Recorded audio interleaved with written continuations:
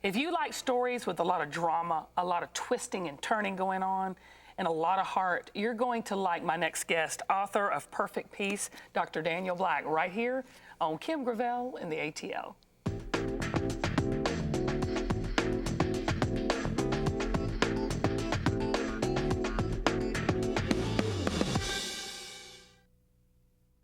I'm going to tell you this book it's going to shock you, but it's also going to make you feel for the characters. Dr. Daniel Black, author of Perfect Peace, a novel. Is this your first novel? No, this is not. This is my third novel. Novels are like, how can you just write a novel? You have to have such an imagination, such a storyteller, and be a writer. It's true. It's true. And I'm both. I'm both a storyteller and a writer and a professor of English. So it's just what I do. It's God-given. It is. It's God-given. Okay, so this story has got to be God-given because it's not based on a true story. This is a fictional piece. That's right. But it is, for lack of a better word, interesting / bizarre. I think so. This story is the story of a very desperate woman in the rural South in the 1940s who wants a daughter so badly she can taste it practically, but she keeps having boys, and she has 6 sons and gets pregnant for the 7th time and decides that this 7th child is going to be her daughter regardless of what it is. The child comes out a male, but she decides that she's going to make this child into the daughter she always wanted. And that's exactly what she does. How she pulls this off, how she keeps this secret away from others, you'd have to read in the book.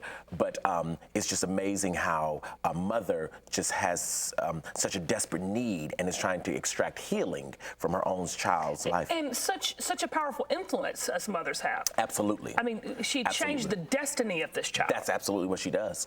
That's absolutely positively How did you come up with this story? You know, it's really just my own imagination. I do remember being in a mall years and years ago, and I saw a child whose gender I couldn't determine. You know, I looked at this kid and I said, you know, is that a boy or a girl? You know, and what I realized was that the limitation was mine, not the child's. That I needed to categorize this person. I needed to put this child in a particular box in order to know how to interact with this person. And I realized that this was a human being. This was a child of God, regardless of the gender. And so I began to imagine what kind of life a person might live who had the experience, fortunately or not, to experience both genders. The irony of this book is, once this book was finished, I've had 7 or 8 men around the world, around America, who've written me and said this actually happened to them. When I read the inside cover, I thought, I bet more people experience this than we. Actually in some fashion or form, some way, people experience their parents or guardians or protectors trying to make them something they're not. That's right. That's right. That's exactly right. That's exactly what this story is about. And the price children pay when parents trying to make them something they're not, and the price parents pay for trying to use their children to heal their own childhood issues. What's up with the mama's wounds? Where did that stem from? What were they? Give us some. Well, this mother is a mother who was born very, very dark-skinned in the 1940s, and because she's dark, she is told by her mother and by the culture in which she lives that she is ugly, that she can never be beautiful. Now, okay, this is a story about African-American family. That's right. And what do you mean by very, very dark skin? She's literally dark. And historically, is that not cool? Is that not? That's right. It was not cool. It was not beautiful. It did not fit aesthetic standards to be dark. Because in America, certainly as a result of slavery, the lighter skinned one was thought to be more beautiful, because being lighter skinned meant one was closer to whiteness. And so the further you were away from whiteness, the uglier you were. And so she's so incredibly dark that she just never perceives that beauty will ever be a reality for her. And so she dreams of having a daughter who's much lighter than she, in order that she might experience beauty.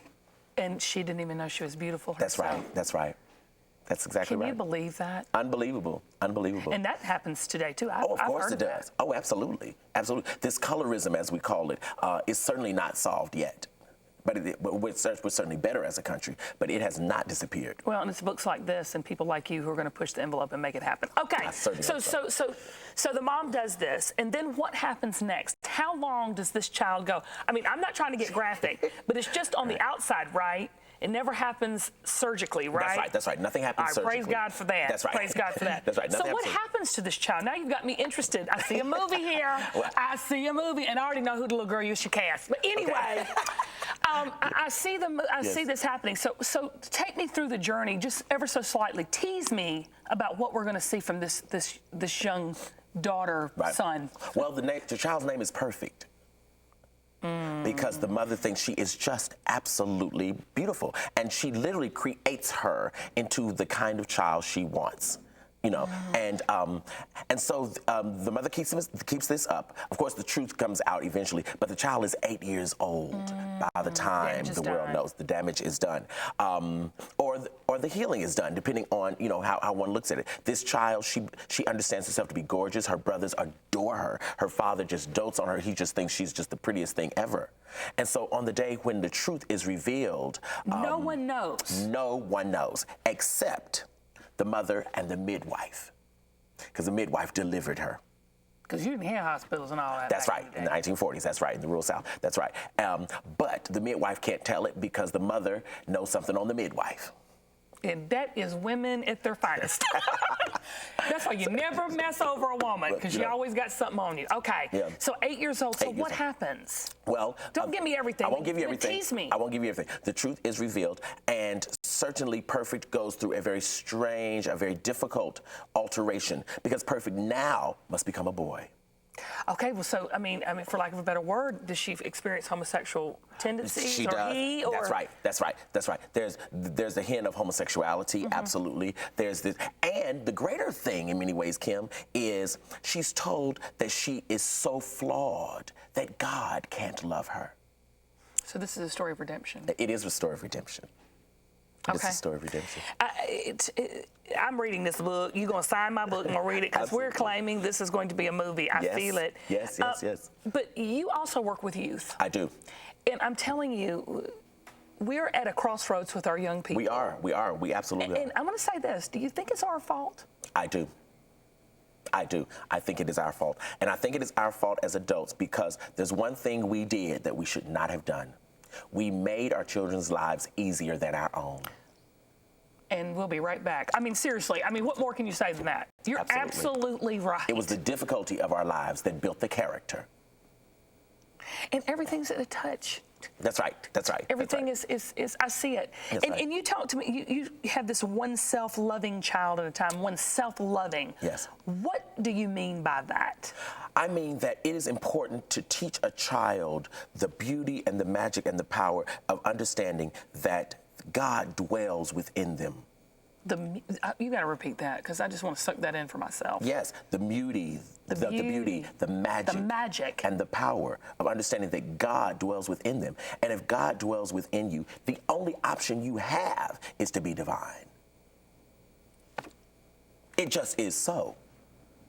And so to recognize that is to understand that no power on earth can hinder you. How do we recognize that, Daniel? By other people, by elders, by teachers affirming that. Mentoring. That's right. Nobody's self-esteem is built by themselves alone.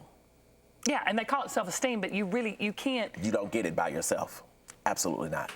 Absolutely not. But with kids today, what are you seeing a crisis on? Have we got them on too many antidepressants, or we've got them watching too much TV? What do you think is the problem, the go-to that we can shift and change in a child? The problem is the work ethic. That's it. Okay, well, you said it. Yes. We have allowed, and in many ways, we worked so hard as kids. What do you mean by work? Define work. Work is, first of all, when the sun rises, rise with it. Oh, now you're preaching to me. Oh, Jesus, thank you. Okay. Yes, and to have a project, whether it's reading, whether it's building something, whether it's cleaning the yard, to have something to do every day, so that children associate work with life and breath. Because you gotta have it. You cannot live and not work. To live and not work is to rob the universe of its energy. Yes. Yes. And rob yourself of lessons need to That's right. be learned. Needs to be learned. Okay. That's right. So you rise, you get up with the sun. Are we lacking chores? Are we lacking day jobs? What is specific? You got to give these moms something to sink their teeth into. That's right. Number one, chores. I agree with that. Yes. 100%. Yes. Chores are holy. Chores are divine. Oh, gosh. Yes, that is spiritually correct. It is incorrect to give a child nothing to do. The day will come where the child will blame you for its own lack of discipline. And it's because a lack of discipline ends up being a lack of motivation. A lack of motivation ends up being the absence of the acquisition of a person's dream. But they'll become adults before they blame you for it. Right now, they love the fact you let them sleep late. But the day will come where they'll say, Mom, Dad, why in God's name? Why do you think we don't do it? Why, Dr. Daniel, why do you think as adults and as parents and as mentors and guardians, why do we not push our children or make them work? Because our own work, those of us who grew up in the 70s and 80s, I feel like we were the last generation in many ways with this kind of work ethic. I agree. The work we were made to do was consistent, it was difficult, it was hard, and we promised we were never going to have children have to do this. The problem is we had our children before our maturity came. If we'd gotten our maturity first, we would have understood that the way we were reared in many respects was the salvation of excellence. And we've insisted that our children have it. Mm-hmm. But because in many ways we were emotionally reacting to the way we were raised, we tried to give our children another life, but we gave them a life which has no future. We gave them a life. And I'm going to tell you something. You can't have excellence without sweat equity. Cannot. Sweat is a requirement. I tell you, I've read a statistic that kids are graduating from college now expecting. I actually had a woman tell me this. Her son was graduating from college, a friend of mine, and she said, well, I hope he just doesn't make $50,000 a year. I hope he can make more than that. I thought, good Lord, honey, $50,000. I'll take $50,000. Okay. You know what I'm saying? Exactly. I mean, that's the mentality that even my generation, our generation have. Sure. And that's a mama. And that's a problem. That is a huge, huge problem. And the truth of the matter is the point of college is not money anyway. Mm-mm. It's the work. That's right.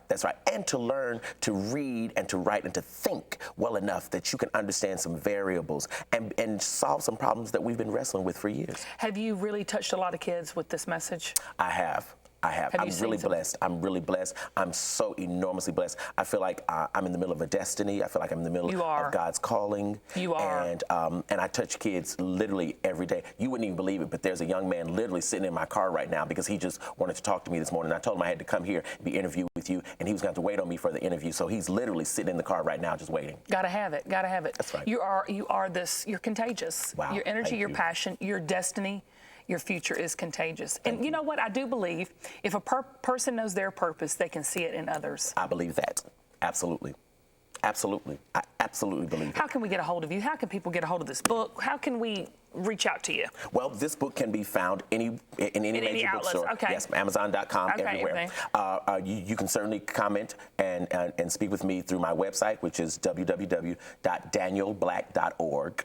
DanielBlack.org. And there's a place to leave comments or to contact me. And anybody who contacts me, I always contact them back. I just think it's important to really honor people's effort. Yes, and people need what you have to say. Wow, thank you. I tell you, the self-loving child. And you know what? I would say the self-loving person. That's right. God created us all unique and equal, and we are to honor that. That's right. That's absolutely right. I love it. Come back. I will come back. Okay, so I'm telling you, we're going to be close. I feel it. You and we're right here. I love it. And you're such a teacher and a mentor, and I appreciate you. Thank you so much. Perfect Peace, the third novel by Daniel Black. I'm telling you, you want to get it and read it. Till next time, I'm Kim.